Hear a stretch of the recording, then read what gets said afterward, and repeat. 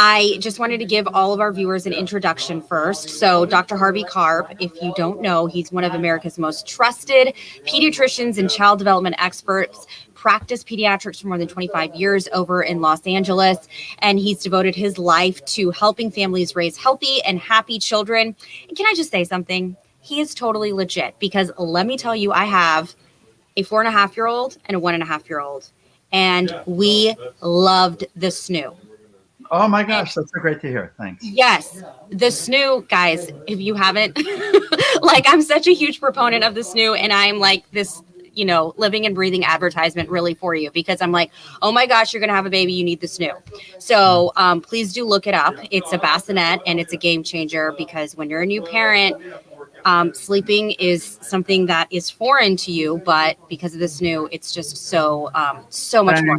Thanks so much. Yeah, our goal really is we've shown that it adds an hour or two to a baby's sleep, even from the very beginning all the way through 6 months, and reduces the risk of rolling to a dangerous position. But the biggest thing is it's really like a 24-hour caregiver, a helper, for about the cost of a Starbucks. I mean, my husband was like, why isn't there one for like adults? Because it's great. So, you study the rhythm of children and psychologically, like what's going, that's why you're so good at what you do. So when it comes to, we'll start off with daylight saving time. So can you tell me how this can affect your child? Sure. Well, for most adults, daylight savings is a bonus, right? You get that extra hour of sleep to help you catch up, because we're all chronically sleep deprived. Right. That's really, across the age spectrum. What happens with kids, though, is that that hour change in their mind is like a 3-hour change or a 4-hour change. An hour is a lot of time for a little kid. So in those first 5 or 6 or 7 years, skipping an hour, they want to wake up at 4 a.m. or 5 a.m. and the day is ready. Let's go. And so for a lot of parents, instead of doing that 1 hour switch all at once, it helps to break it up into 3 or 4 days where you kind of move their sleep patterns or move their bedtime routine, really, maybe 15 or 20 minutes later. One night, starting tonight, for example, and then tomorrow night, and then Saturday night, and that way you've already made that 1 hour transition, but in little baby steps for kids. So where do you see that parents kind of go wrong in this situation? Well, if you just assume that you're going to shift the clock an hour, fall back an hour, that's usually when you start waking up at 4 a.m. and you wonder, why won't my kid sleep late? I'm supposed to get an extra hour of sleep, and you will get that extra hour of sleep, but you do have to shift them more gradually. That's usually the biggest place that things fall apart in those first 6 or 7 years. So the time is right now to start training your child little by little. Exactly right. And there are other things you can do to help along the way. So it has rumbly white noise. That white noise is this great, how little kids like to sleep with a teddy bear or a blankie. Mm-hmm. Well, white noise is kind of like a teddy bear of sound. When they hear the sound, they go, oh, I know what I'm supposed to do. Now it's sleepy time. And so it gets them into the expectation of falling asleep. And so you start the white noise an hour before bedtime. If you never use white noise, you can start using it now, but start it an hour before bedtime. So it's just rumbling in the background a little bit. If your white noise machine or your phone, whatever you're using for your white noise, is too high pitched, which is a little irritating sounding, you can wrap it up in a sweatshirt or a sweater, so that, excuse me, it's not as hissy sounding. And then you play that all night long. And what happens is when kids wake up, or even when adults wake up, they hear that shh sound. It's kind of like, how people like the sound of the ocean or the wind. Mm-hmm. Hear that sound, and it helps you not wake up all the way you might if it's a totally quiet room. That's a really good point. And so also with bedtime sweet talk, I thought that was very interesting. Can you explain that?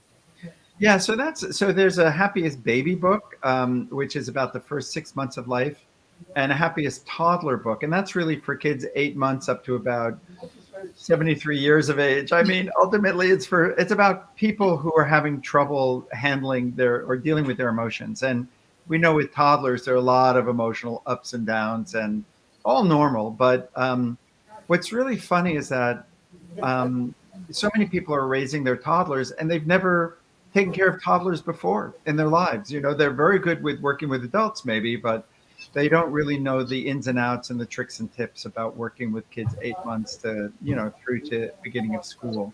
And so bedtime sweet talk is one of those little techniques that's in the Happiest Toddler book. And it's basically having your nighttime routine, brush teeth or take a bath or cuddle up, sing your lullabies, turn on the white noise, read your storybooks, but then snuggle up and talk about, how was the day? What was really fun in the day? What was enjoyable? What was an accomplishment that they had? And what are they looking forward to in the next day? So really starting with kids in the 2 and 3 years of age, it's a lovely way for them to fall asleep, remembering how they were good kids and what they did well that day and what's going to be exciting the next day. So they really fall asleep feeling like winners. And I think it's also interesting, and I was just reading some just from interviews in the past that you did, how it's 1 hour before bedtime. So we're talking no screen time during that time, which includes TV, because a lot of times, and I'm guilty of it too, I have the TV on while we're having dinner. Well, listen, yeah, and there's so many things to feel guilty about. Well, I mean, it's you don't think about it that way, I guess. Well, so here's the thing. We used to be, around the fire. The sun would go down. We would dance around and sing our songs, and then we'd eat our meal, and then the fire would get lower and lower, and we'd get ready to fall asleep. Our brains are set according to the light in our environment. So during the day, you want to go out and you want to get, some good bright sunlight if you can, and fresh air for little kids as well. And then at nighttime, you start turning the lights down, after dark to get your brain starting to get ready for going to bed. If you're watching TV or you're using a computer right up to when you go to bed, that is a blue level of light that actually reduces your brain's natural melatonin, which is your sleep hormone. And so for people who are watching TV or have to work on their computer before bedtime, or they're on their telephone, there are orange colored sunglasses that you can get that filter out the blue light. So it helps the brain it doesn't disturb the brain's release of melatonin. Or you can actually get melatonin. You can buy that at a drugstore, and you can take 3 milligrams of melatonin an hour before bedtime to get your brain expecting to fall asleep. And for little kids, you turn on the white noise and you start lowering the lights as a signal to their brains that sleep is going to be coming in an hour. All right.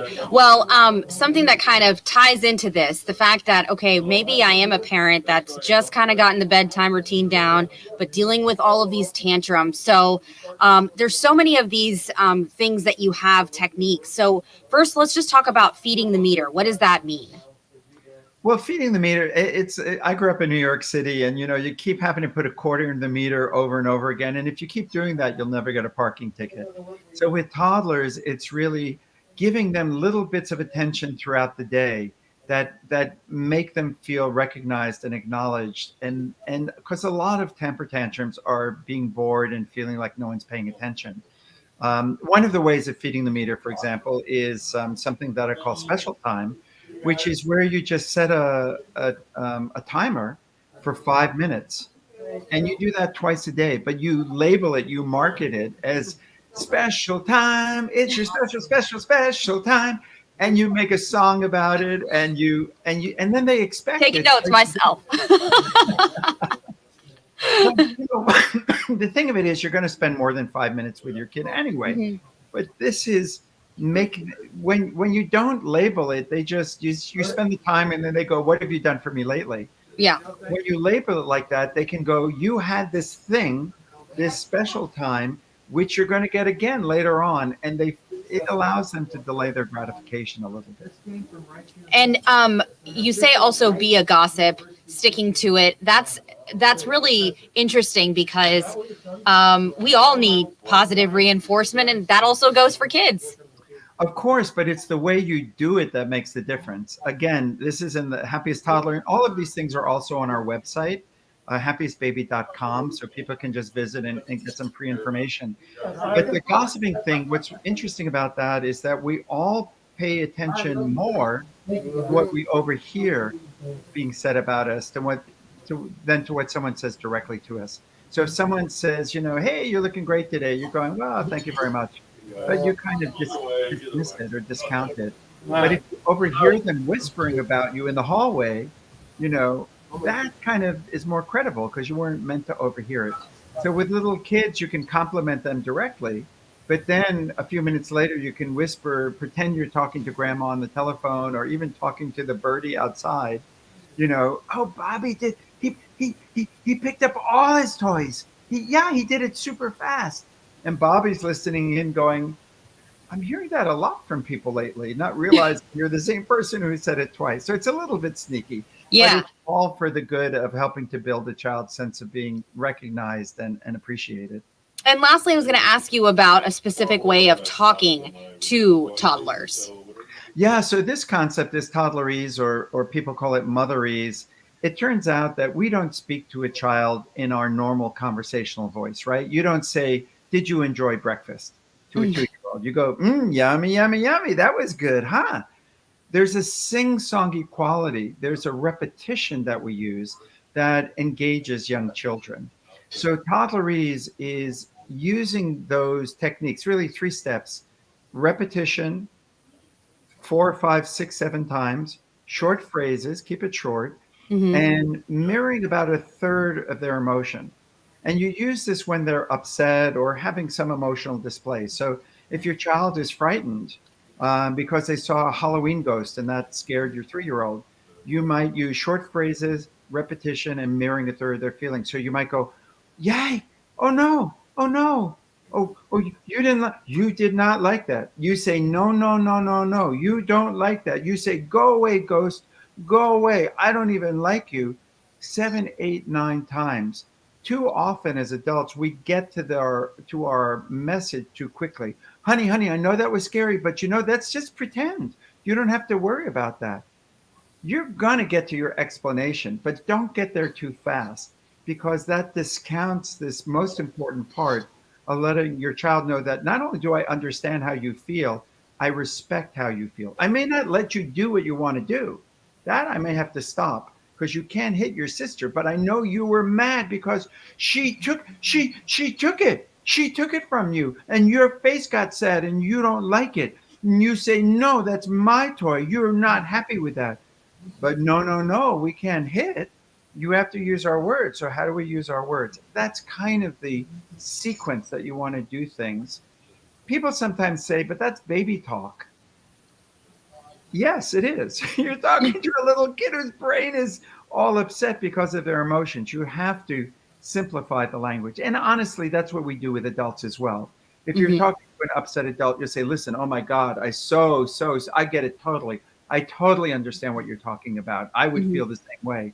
We use repetition to really let people know that we care and we understand, and we're showing our respect.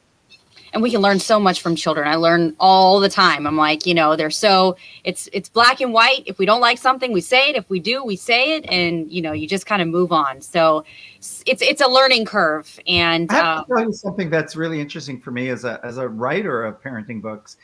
When you're having a baby, people will buy 6 or 7 or 8 books about being a parent, and you want to just do it so well. Not that you read all the books, but you will buy them. Yeah. And then never buy another book the rest of your kid's life, as if there's nothing else to learn. I know, right? Isn't that right? And you're winging. Of course, there's no time for reading. Right. But I often tell parents, spend 5 hours less of watching Game of Thrones and just invest 5 hours in reading a good parenting book about toddlers. You'll learn so much. And the thing about between 8 months and 5 years of age, you've built a person. That's how they're going to respond to other people in the future. You've built a foundation. And so is it worth spending 5 hours learning how to do that job better? I think it is. Yeah, definitely. No, as a parent that's going through it right now, I definitely keep that in mind with everything that I do and don't do, because, I read it was like 90% of the brain has already formed, and it's the other 10% throughout the rest, 5+ that is going to be forming then. So it's so crucial and so important. Well, Dr. Karp, thank you so very much for taking the time to talk to us. Very valuable information, especially timely when it comes to daylight saving and, God be with all the parents out there. Absolutely right. It's a hard job. Pat yourself on the back, everybody. You're doing a great job out there. All right. Thank you, Dr. Karp. Have a great day. See ya. Take care.